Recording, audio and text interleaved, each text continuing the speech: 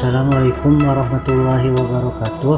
Perkenalkan, nama saya Rikban Firmansyah, NIM 2018-013-0009. Pada hari ini saya akan menjelaskan kembali beberapa materi yang telah disampaikan pada mata kuliah hidrolik dan pneumatik. Yang pertama yaitu prinsip kerja pompa sentrifugal. Pada dasarnya pompa dibagi menjadi dua, yaitu pompa dinamik dan pompa dengan perpindahan positif atau positive displacement. Pompa sentrifugal dan aksial merupakan kategori pompa dinamik. Pompa ini biasanya digunakan untuk cairan dengan kekentalan tinggi dengan merubah kecepatan menjadi tekanan. Pompa positive displacement bekerja dengan menekan cairan yang memiliki volume tetap dari bagian suction ke daerah discharge pada pompa. Yang pertama ada elemen dasar dari pompa sentrifugal. Yang pertama ada inlet, yang kedua ada impeller, yang ketiga diffuser, yang keempat ada casing, yang kelima sub atau bearing, dan yang terakhir adalah subseal. Berikutnya yaitu aliran fluida pada pompa sentrifugal. Yang pertama, liquid cairan masuk ke dalam pompa melalui inlet suction dan masuk ke impeller. Yang kedua, impeller berputar mengakibatkan cairan berputar dengan kecepatan tinggi dan masuk ke diffuser dengan kecepatan tinggi. Pada bagian diffuser, kecepatan dikonversi menjadi tekanan. Terakhir, diffuser akan mengumpulkan cairan, kemudian cairan dikeluarkan pada bagian discharge. Ketiga ada pollute pump, yaitu proses di mana kinetik energi dikonversi menjadi energi tekanan sepanjang fluida tersebut mengalir dalam pollute sampai area discharge. Yang keempat yaitu ada proses priming, yaitu proses membuang udara yang ada di dalam sistem pompa, karena pada dasarnya pompa sentrifugal tidak mampu secara otomatis menghisap cairan, harus dilakukan metode priming terlebih dahulu. Metodenya antara lain, yang pertama ada foot valve, yaitu katup yang dipasang pada bagian akhir pipa hisap untuk mencegah air di bagian pipa hisap keluar, sehingga daerah suction selalu tersedia air untuk menjalankan proses awal pompa. Metode kedua yaitu vacuum pump, yaitu proses membuang udara melalui pompa vakum, menyebabkan udara di dalam pompa akan memiliki tekanan lebih rendah dibandingkan tekanan atmosfer, sehingga permukaan sumber cairan akan terdorong.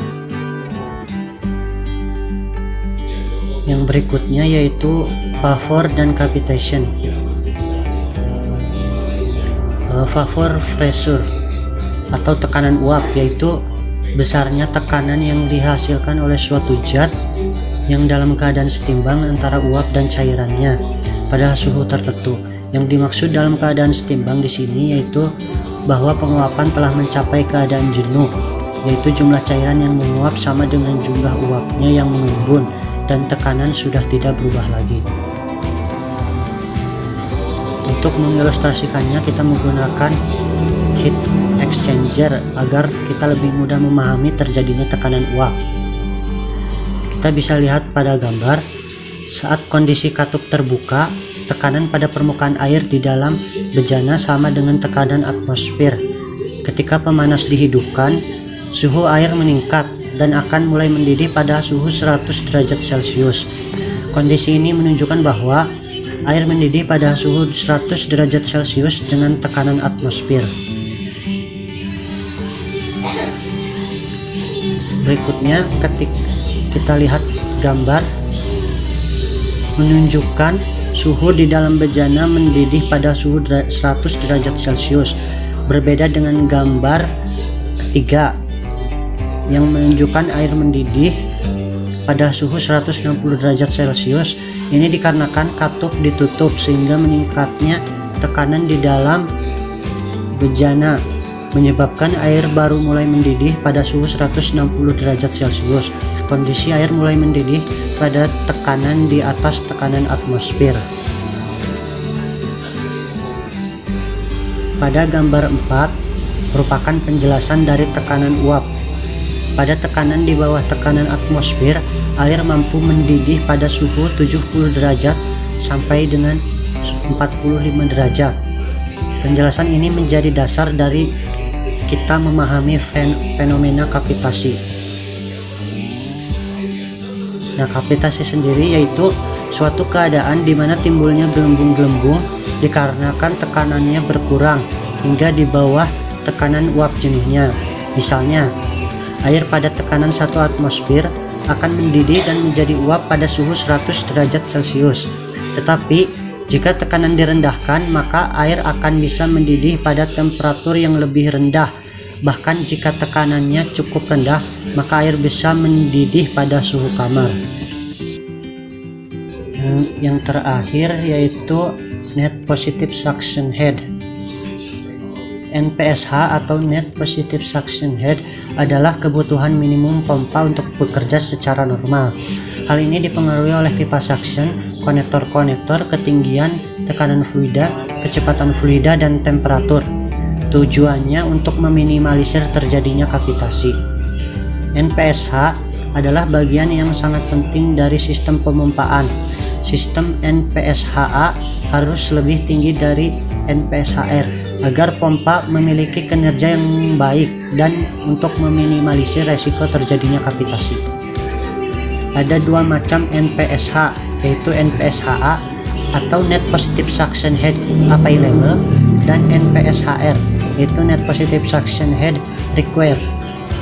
NPSHA, tekanan absolut pada saluran hisap pompa, adalah nilai yang ada pada sistem di mana pompa akan bekerja.